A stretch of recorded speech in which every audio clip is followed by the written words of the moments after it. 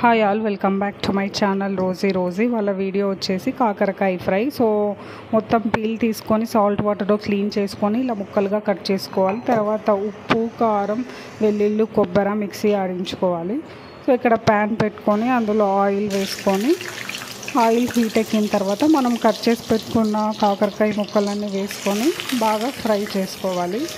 So మనము ఇక్కడ ఆయిల్లో ఫ్రై చేయడం వల్ల చేదు అనేది చచ్చిపోతుంది. సో మనకి అంత చేదు అనిపించదు ఈ ఫ్రై. సో నాకైతే చాలా ఇష్టం కాకరకాయ ఫ్రై అన్న లేకపోతే కర్రీ అన్న చాలా ఇష్టం.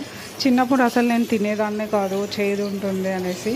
సో నాకు మెల్లమెల్లగా తినడం అలవాటు చేసుకున్నాను. సో అలా తినడం వల్ల నాకు ఇది ఒక ఫేవరెట్ డిష్ అయిపోయింది. సో మనం ఎక్కువసేపు కూడా కలపకూడదు. ఎక్కువ కలిపిన తర్వాత కలపడం వల్ల ముక్క అనేది మెత్తబడిపోతుంది.